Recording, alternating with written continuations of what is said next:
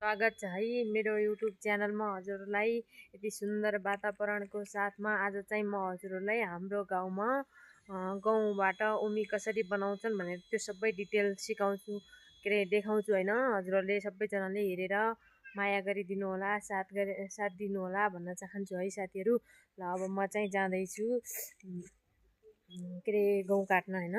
गहुँ काटेर ल्याएर उमी बनाइन्छ।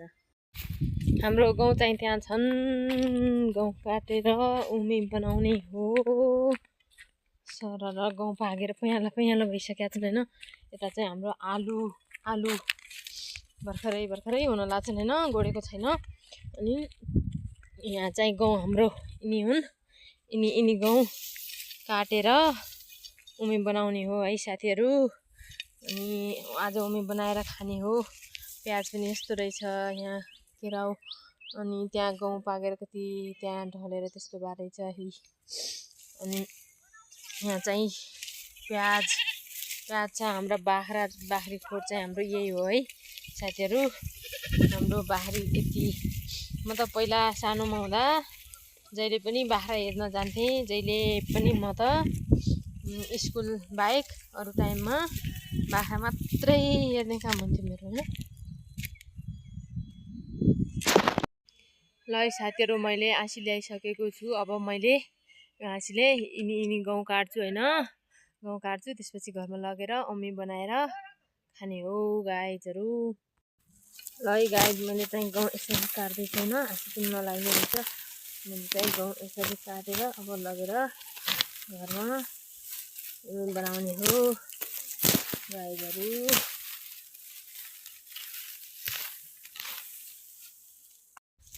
ल गाइज मैले चाहिँ गहुँको थुङ्गा बनाइसकेँ हैन।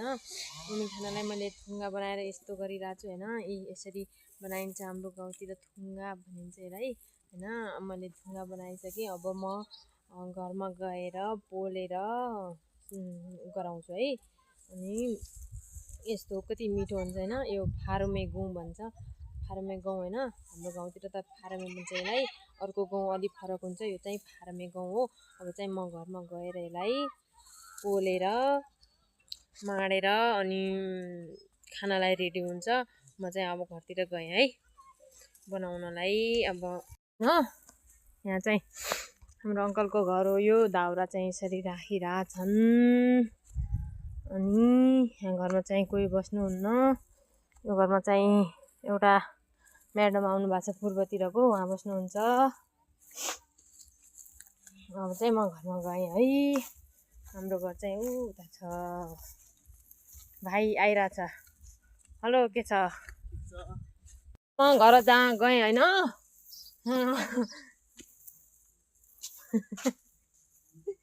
आँखा छोड्छन्। के गर्न लाग्यो अब तिमीहरू?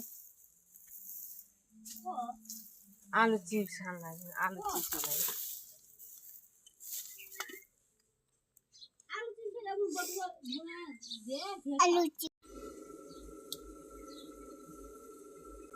हाम्रो उमी यहाँ पोल्दै हुनुहुन्छ। हाम्रो मम्मीले यसरी पोलिन्छ। अनि हाम्रो चुलो चाहिँ त्यहाँ छ। अनि खाना पाकेर यहाँ रेडी भइरहेछ। यसरी ल्याउने अनि यसरी माड्ने अनि यसरी यो निपिनेपछि उमी खानालाई रेडी हुन्छ। बनाउँदै हुनुहुन्छ। खाने भए आउनु होला, डेलिभरी गरिदिन्छु, सम्पर्क गर्नु होला। थोरै ल्याएको थिएँ त्यही भएर थोरै भएको छ।